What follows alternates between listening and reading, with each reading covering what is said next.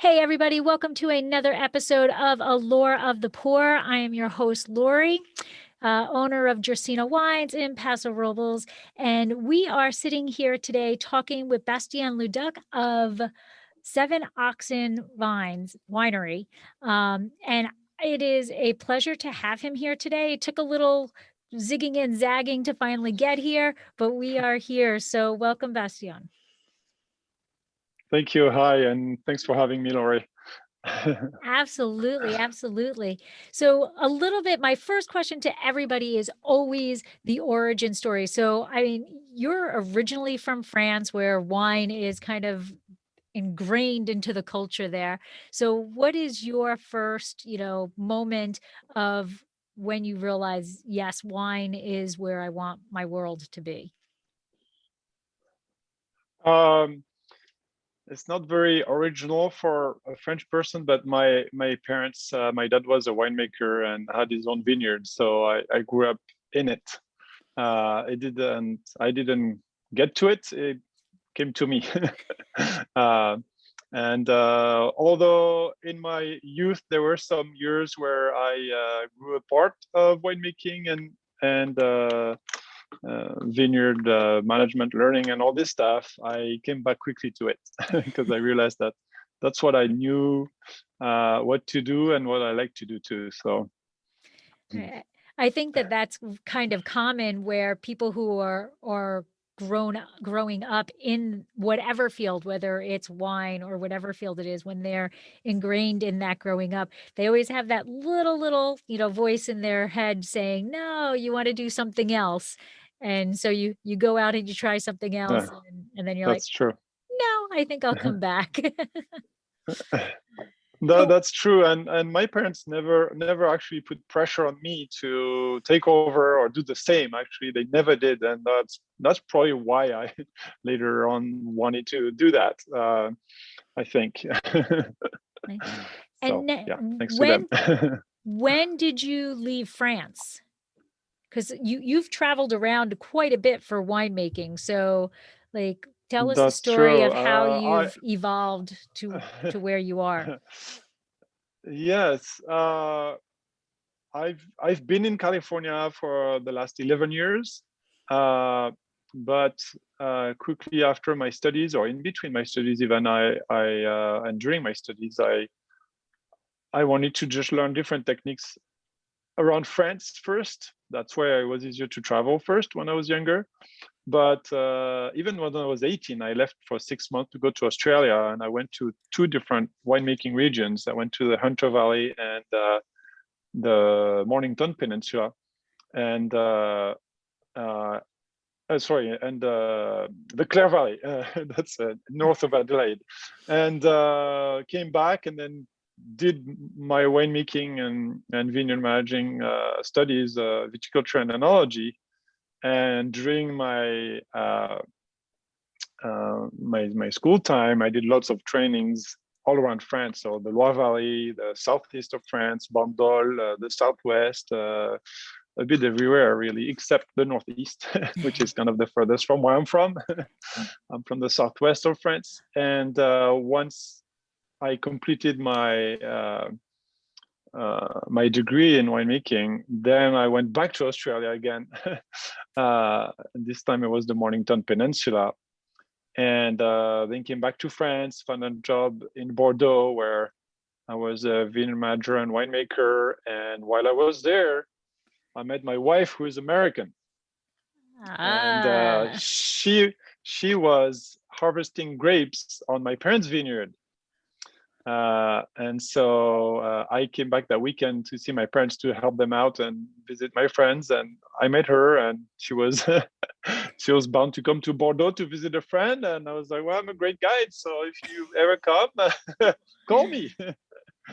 And then there was a lot of back and forth between France and the US. She's from Boston, so oh, okay. there was a lot of transatlantic flights. And here we realized our future was in the US and in California, especially. So that's when we moved here. And the following up is why we were in California. So I'd found a job in the Sierra Nevada in Shenandoah Valley. in the foothills, Amador County, and at Terre Rouge. And I worked there for like 2.5 years as the vineyard manager. And some family friends of my wife realized that she had married a winemaker and that we were here in California, and they were very interested to meet me and potentially work together. And that's when we decided to work together and start Seven Oxen. Oh, okay. So it's a fair, that was going to be my next question. We're going to bring into Seven Oxen. So first of all, Seven Oxen is on the west side of Paso, correct?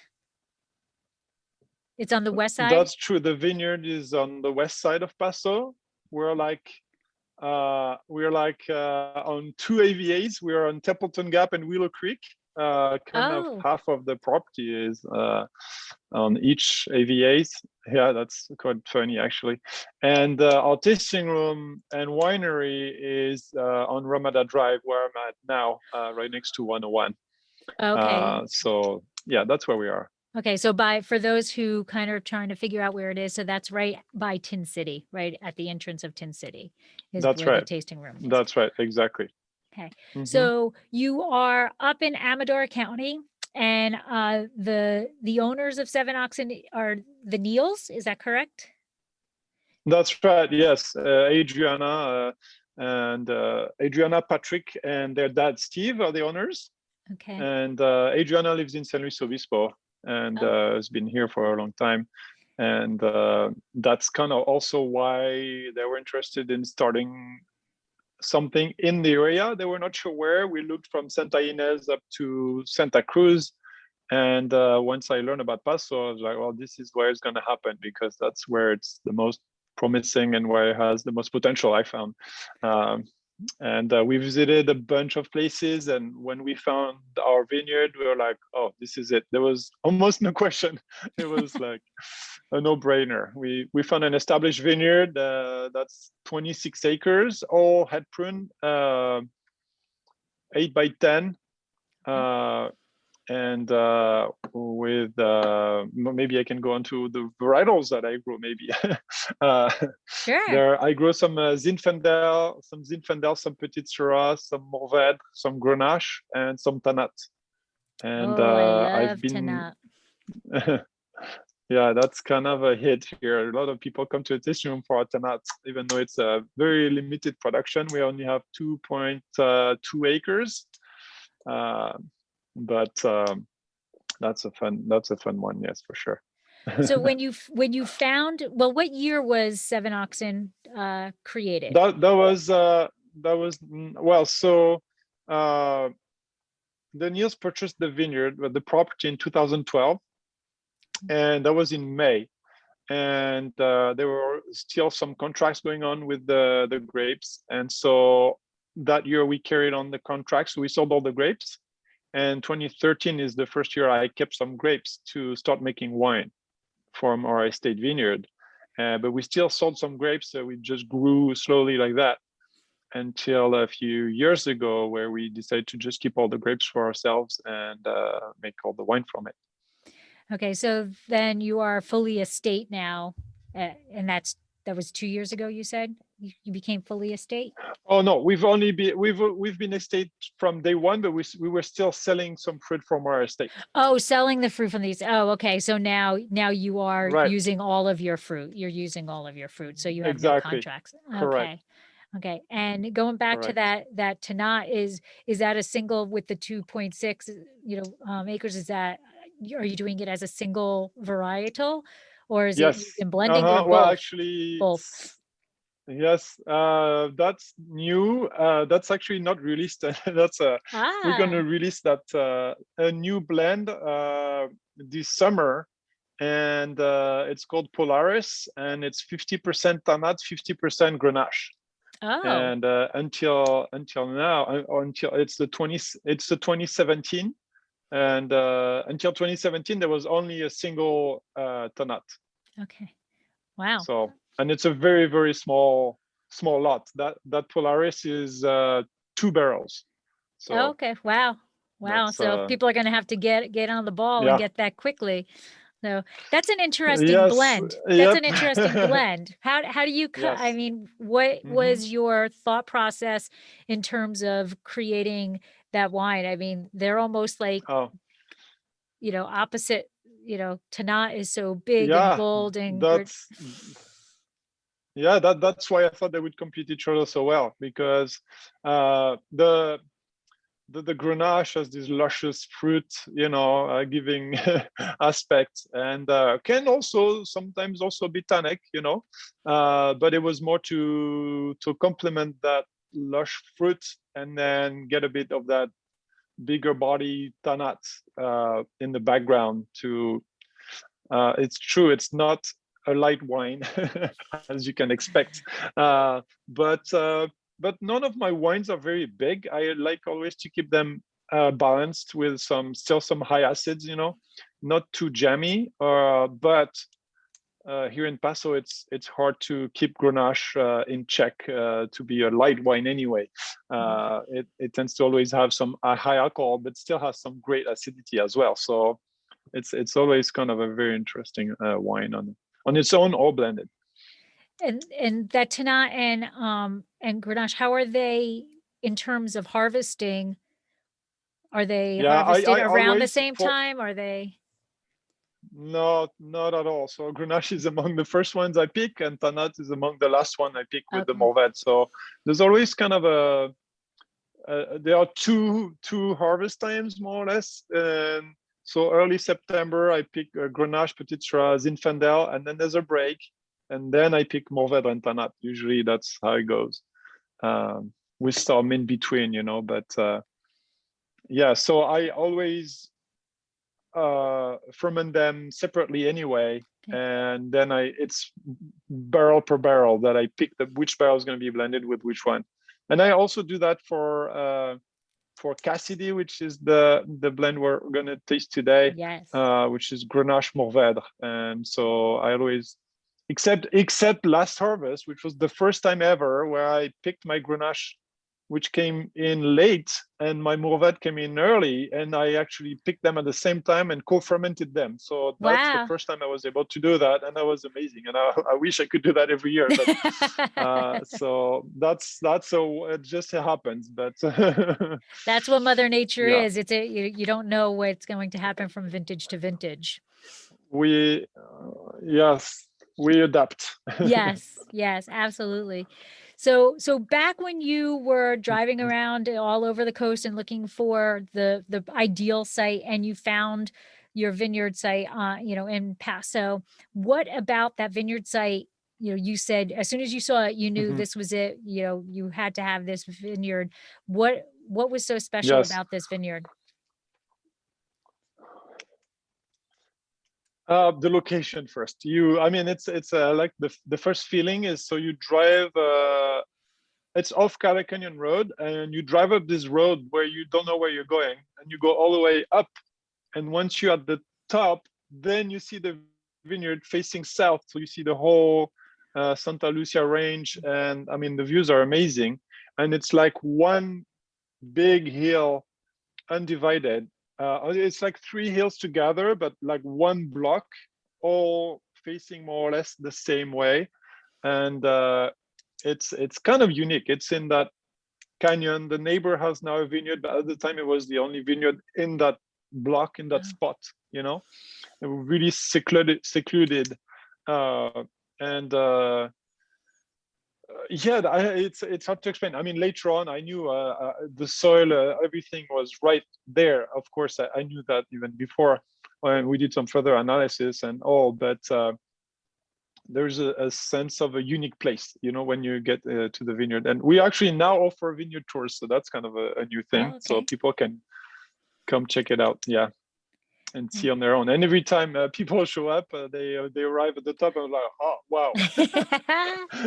It's more than just the vineyard. It's where it is and what you can see from there. It's really a breathtaking view. Oh, wow. And then it's located, you said it's located in the two AVAs, so that's kind of a unique situation in its own right. So are the soils, d- you know, Yeah. Are the Yes, soils yes. different? What's your contrast in, from the one side of the vineyard to the other?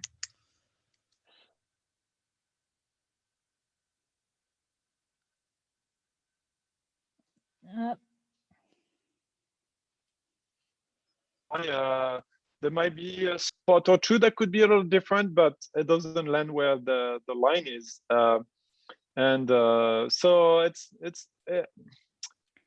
it could have been somewhere else, the line. That's what I'm saying. Right, Not too right. far off, but there's not a huge difference. So for me, there's more different, like my Grenache block and the soil and all is way more different than the rest of my vineyard. Okay. But again, I couldn't tell you if it's more like Templeton Gap or more like Willow Creek, I have really high pH, high limestone content all over the place. So that's definitely a bit more Willow Creek-ish if you want. But the weather is really a blend of both. I have always that afternoon wind kicking in around between 1 and 3, aka the Templeton Gap, right? So that comes in, but the soil is more Willow Creek, so it's really really both, and I love that actually. Yeah, that's amazing. And I think it's kind of cool because, like, as you say, there's not a definitive line. It's not like Willow Creek AVA, here's a Right, line or a right, rock wall or something, and now right, here's, right. the Templeton Gap. Yes, yes. And they do just kind of go together, but the vines probably just like different areas better. Have you like sampled where, like you're saying you love your Grenache, where the Grenache block, do you think that, do you have Grenache in another area Yes. that is, isn't loving life as? No, the only varietal I the only varietal I could compare to is I have Zinfandel in the Willow Creek and Zinfandel in the Templeton Gap, but there are two different clones on two Okay. different rootstocks as well. So that's just enough to make it different. I don't have the same exact varietal to do a pure comparison. You know what I mean? Right, right. And again, today I don't make the same wine with it. So my Zinfandel in the Willow Creek I make rosé with now. Oh, okay. And the Templeton Gap Zin, I make my Zin red with it. So you can't even compare that anymore. But well, yeah, I soon guess I'll have you've established what each yes. one does best. Right, exactly. And soon I'll have some more vet that's growing up, and in 2-3 years I'll have that to compare because I'll have it in both again. But not exactly the same clone either. So. So why these varieties? Why the, Well, that was one of the reason we picked the place. Part of it was planted with those varietals, and those are the varietals that I like working with. That's the wines I like to drink, and I mean it's easier to do your work when you like it, right? So for me there was I mean I won't divulge anything, but I'm going to plant a varietal next year that I believe is not planted in California anywhere else. And it's a varietal from where I'm from.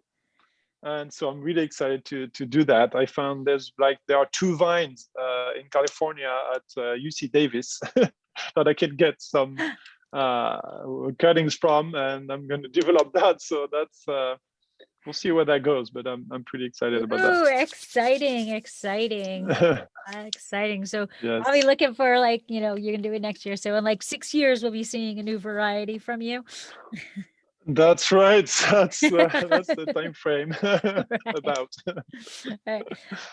Now the vineyard site itself is actually like 130 acres, but you have 26 under vine. You're planting these two new vines, and then get the cutting from there. How much further of the vineyard do you think you would ultimately want to go under vine? We're not gonna change much more of that, but there is a little bit of room for expansion that we might want to plant some more. My idea is on planting some whites, maybe some Grenache Blanc and some Picpoul. That's my idea. It will be 2 small blocks, potentially 1 acre of each, or a total of 3 acres. I don't know. There is some more room for expanding and planting some more. Then it becomes a bit difficult because it's pretty steep, and it will require buying some different equipment, some crawlers, and so and so. So there's a bit of a limit. So, and right now those are cow pastures. So we have some cows just grazing and keeping it low for fire hazard and whatnot. Yeah, but we have a lot of also hills that are just woods and not farmable, if you will. Okay. All right. And then you do all of your vineyard sites or your vineyard is organically farmed, right? That's right. Yes, we're not certified, but we're going to probably go through that process very soon, actually, which I'm excited about. But at the beginning, I was with the Neil. That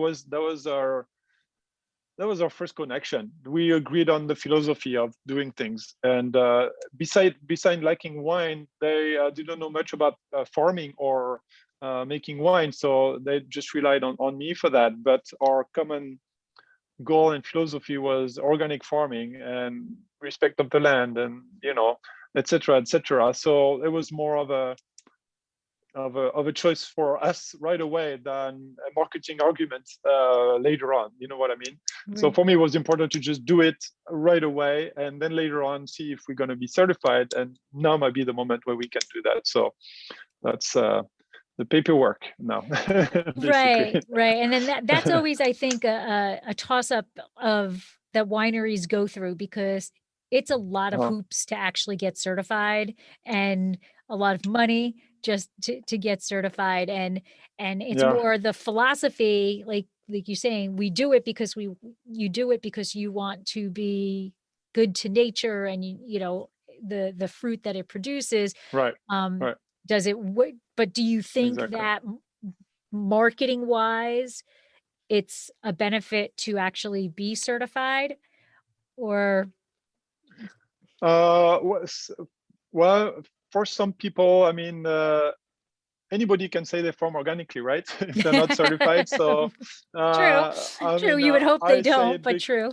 Right, exactly. So I mean, I say it because I do it, but ultimately, I also want to prove it and say, look, you can trust us. We're really doing it. This is our certification. So that's kind of the last goal, all right? Okay.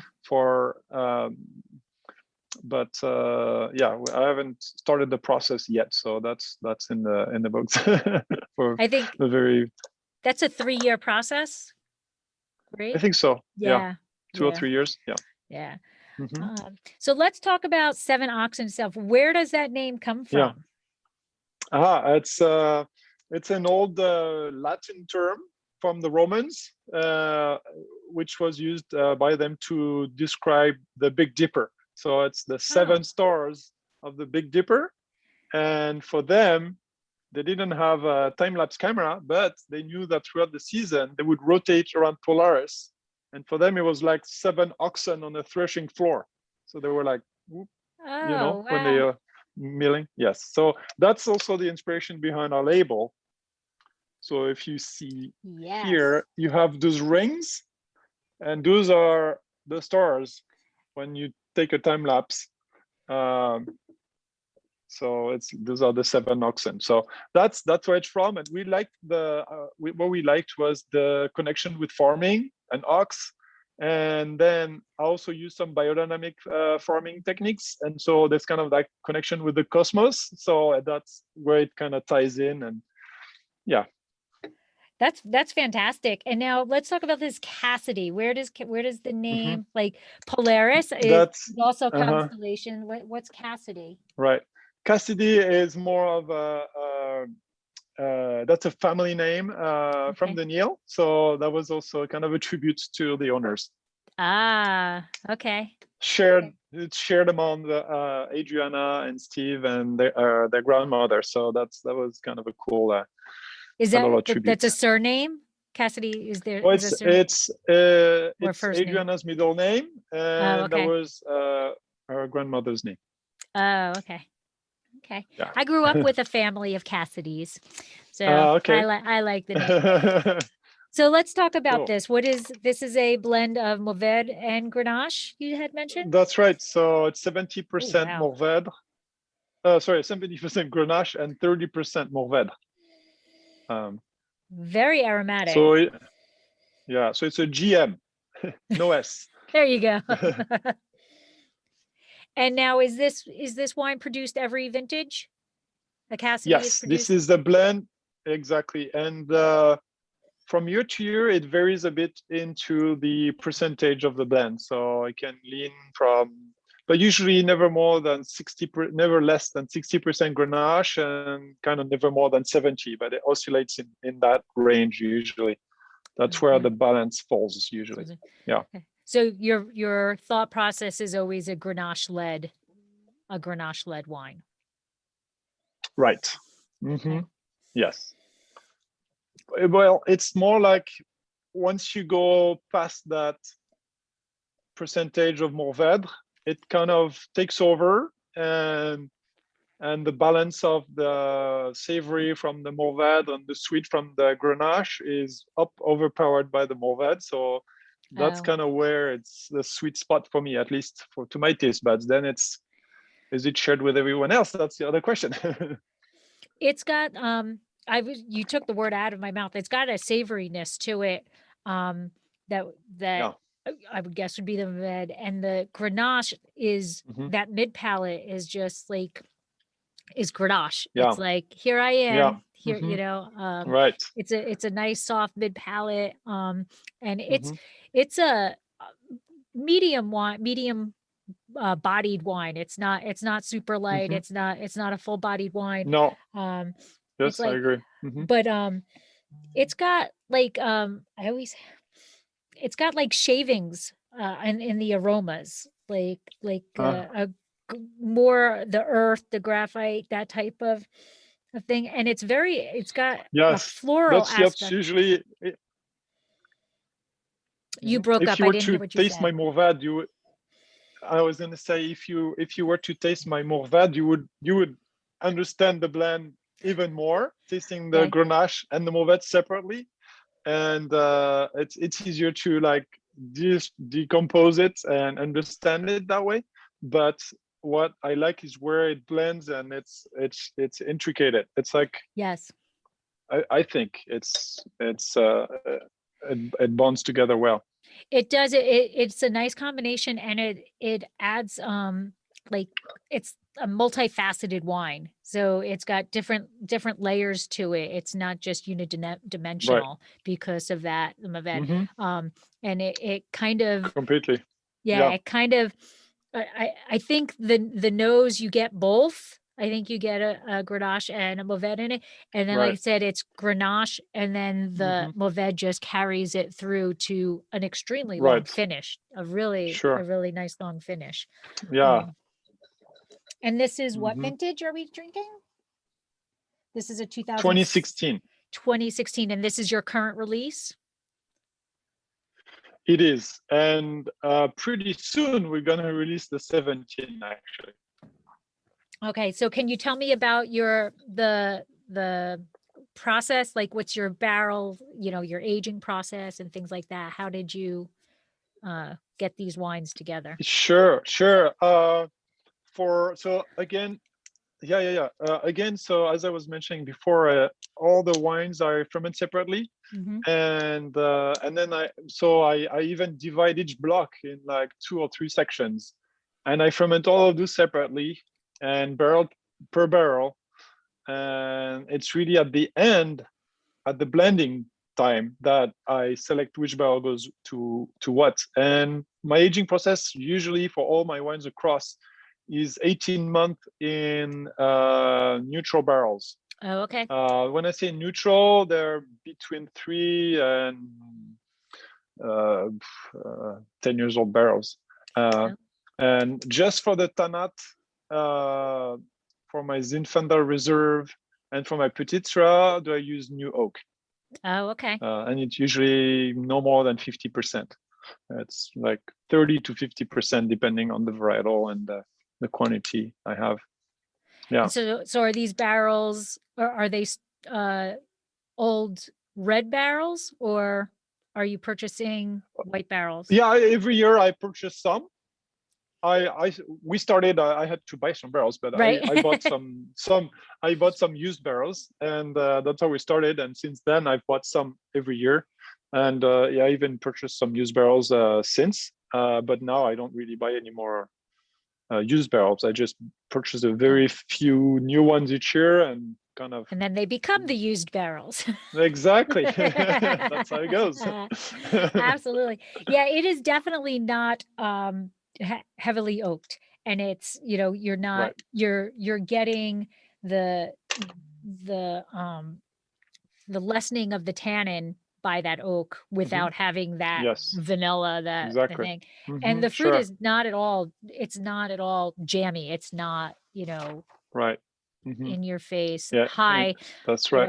Yes. 110-degree weather fruit that that can happen. Yes. Well, it gets 110, but all across, usually my wines, I like to keep some acidity and not push the maturation too far, because in my philosophy is I like to pick the fruit how I'm gonna like it to make the wine, and not play the chemist in the winery and add tartaric and this and that. So that's why I mean, I like my wines balanced and not jammy or over powerful. So you'll never find the big oak in my wines. It's always just behind or complementary, Right. uh, Adding a little so backbone structure, not in the forefront. right. Right, Absolutely. exactly. Yeah. So I read that you love being a beekeeper. Do you have your own hives? Ah, I changed direction really quickly there, Anya. I'm sorry. just at the beginning, and I never completed that love for bees. And I might get back into it, but I cannot say I'm a beekeeper. No, I was very close to become one, and I wish I had been one, but now I have two kids, and that took some time away. So I'm not a beekeeper. I'm a child keeper more than a Oh, beekeeper. there you go. There you go. They It buzz might like be bees too. easier to chase the bees than the children. Sometimes, probably. Awesome. Yes. So tell me, what are some other, you have blends, you said? Let's talk about Right. a So couple of that's other offerings that you have at Seven Oxen. yes. So I say a pure Morvad. It's not a pure Morvad. I put 10% Grenache in it, but it's very dominant Varietal. Morvad. All right. Yes, exactly. I make also 100% Grenache. A new, so we're going to release that on April 17th. The first one, 100% Petite Syrah. Oh, which wow. and which until now, until 2016, we were selling the grapes, and since 17 we kept it. It's a small block too, so it's a small lot, but Adriana convinced me to keep it, and I'm glad she did, because it's it's pretty good, I think. I was never really a big fan of Petite Syrah myself, and neither is Zinfandel, to be honest, before I moved here. And growing it and taking care of it made me like both, actually. So it kind of grew into me. Well, now I understand a bit more what they are, actually. right. So we always hear the saying, every winemaker, I think, has their own version of saying that the wines are made in the vineyard, Yes, and the yes. adage of what you can't, how do they say? You can't make great wine out of bad fruit, but you can make bad wine out of grapefruit. Okay. Yes. And you love being in the vineyard. So like For sure. Yes. like what is your, I mean, and I No, know, I agree with that. I was saying I don't like playing the chemist in the winery. right. For me, it's really I don't know. I mean, making the wine takes a lot of time, but that's not where the decision are made. It's kind of the follow up. And if everything was done right before that, then it's pretty easy. I want to say it's not easy, but it's more Right. straightforward. I want to say, and for sure for me before, as again I grew up on a vineyard and with my parents, so I learned how to grow grapes before I learned how to make wine. And I still find that today. Of course I live on the vineyard, so that's I do all the tractor work, all of that stuff. That's me. So I am very involved with the process. That's for sure. And I was going to So say, for me, that's it's very how, important to have that control too.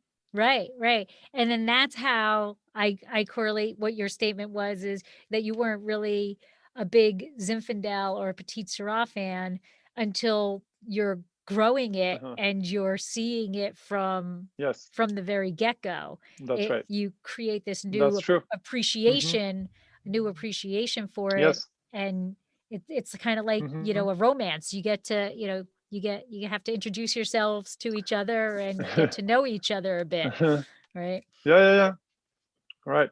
Yeah. Yeah, for sure. And when you when you take care of it and you grow with it and you understand it better, so now I understand more what it is in itself, for And sure. what it can offer and how different, Right. it can be Yes, from others, right? completely. Yeah. So if you had to pick one over the other, we won't hold it against you either way, but if you had to pick one over the other, would you prefer to be more in the vineyard or more in the winery? I think in the vineyard.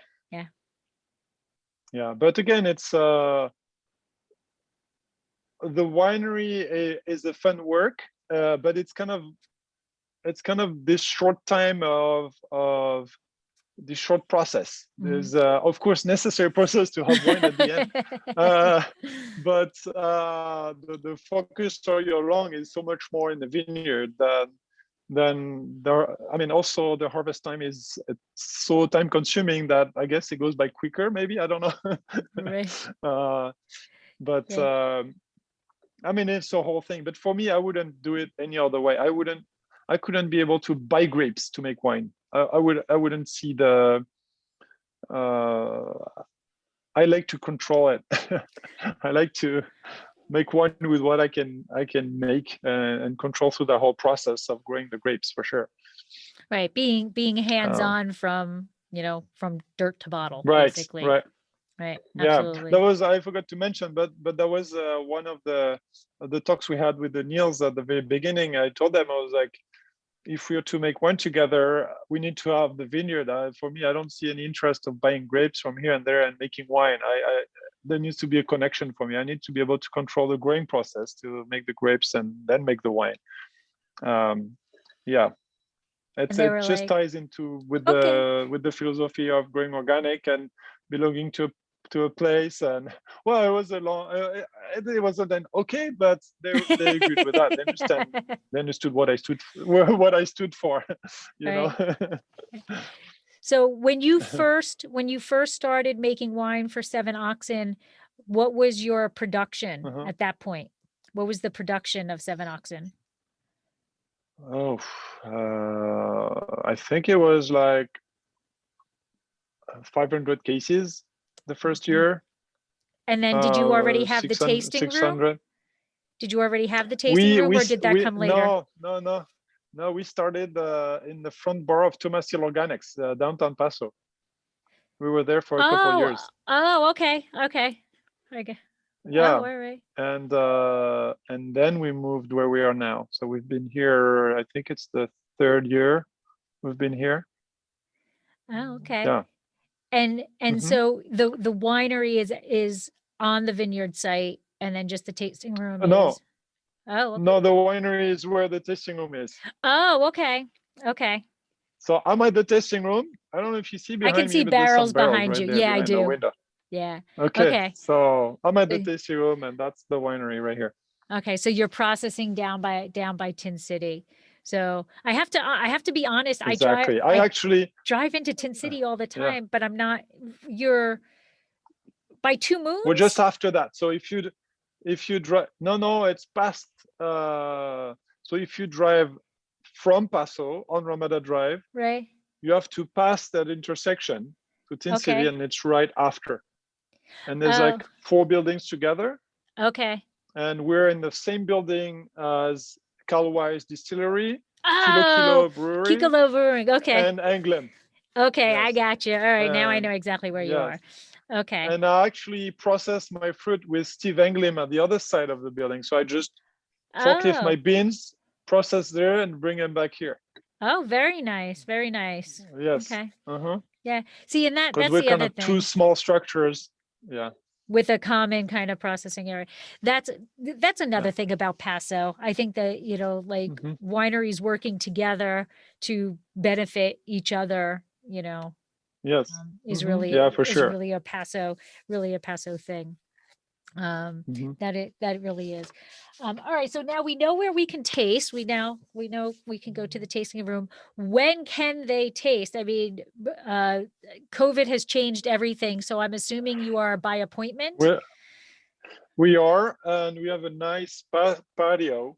We are kind of the only one in the whole building to have a patio. Now they do some tastings on the sides as well, but we can accommodate people here. It's pretty nice, and we have kind of this overhead door that we can open. So there's kind of this inside outside area as well. That's very nice, and we are open from Thursday to Monday. Okay. From 11 to 5 by appointment. Yes.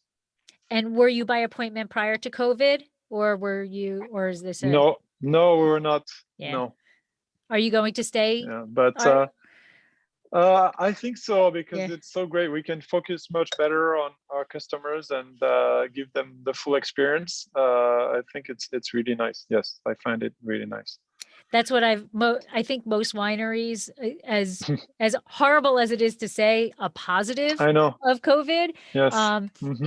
is the by appointment. It seems to be that most wineries in Paso, and even some places, up north and stuff that I've spoken to, they like the idea of by appointment because, as you said, it's a more, focused tasting. It's a more, customer centric environment for them, and for sure, what's going on and they know what's going on. So yeah. Dog friendly?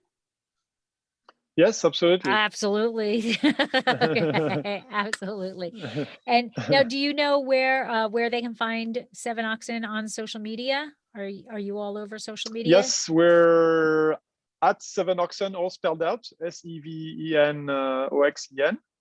We're on Facebook and Instagram. Okay. And we have a website, of course, which is sevenoxen.com. And that's where they can place orders. Do you ship to most places? That's right. We ship to a lot of places, yes. Okay. Not everywhere, but to a lot of places. Yeah. Utah, no. But so is there anything that I didn't ask you that you want to talk about, either yourself or something about Seven Oxen that I missed before we? I don't know if I mentioned that also we're releasing all our 17s but one on April 17th. Okay. With some new wines. So Petite Syrah is going to be one. That's the first release ever. And the I just said Petite Syrah. And later on this summer will be Polaris. So that Tannat Grenache blend. Okay, Polaris. I have to say, I love the fact that it's all something kind of to look for. constellation related, because that's right. I love the constellation. Dracaena actually comes from Draco, the constellation. So we're constellation focused also, although we were terrified to do anything constellation because of Constellation Brands. Yes. So kudos for that. I absolutely love it. And then I did ask you said you started with about 500 cases. What is your production at about now? It's pretty limited still. We are like 1,200. Okay. Yeah, it might go up slightly in the future because of some recent planting, but it won't happen before For a few years. years. Yeah. And what about a club Mhm. membership? Do you have a club? We do have a club. There's like 2 tiers. There's a club level 1, which is a 2 times 6 bottles throughout the year, and a level 2, which is 2 times 12 bottles. And with some perks, so level 1 gets 15% of all purchase, and level 2 gets 20%, plus some free Added access fun to some stuff. parties and exactly things like that. But the real new thing that just came out on our website is the Vineyard Tours. So that's Okay. I'm the tour guide, and that's only on Fridays at 2:30, I believe, and you can do that through our website for sure. Okay, so go to sevenoxen.com and sign Mhm. up for a tasting and for a vineyard tour. And I'm sure, Exactly. are they walking on that vineyard tour, or are you They're walking. Yes, so it's a dress small walk appropriately? on a ridge with 360 views. Yep, I know the jaw is gonna fall. That's awesome. Well, I'm gonna have to get over there and check out the Vineyard Site. Yeah. I love having my jaw drop from the beauty of the vines. There are plenty of places in Paso to have that jaw That is dropped. It's true. not unique, but there's each has their own little things. Right.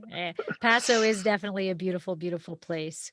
But anyway, well, Yes. Bastien, I would just want to say thank you very much for taking your time out of what I'm sure is a very, very busy day to share more information about Seven Oxen and to share. And thank you for sharing Cassidy with me. It is a lovely wine, and I will be sharing it with my husband tonight with some cheese as we sit back and actually relax a little bit. So I just want to say, Slancha, thank you very much and have a great day.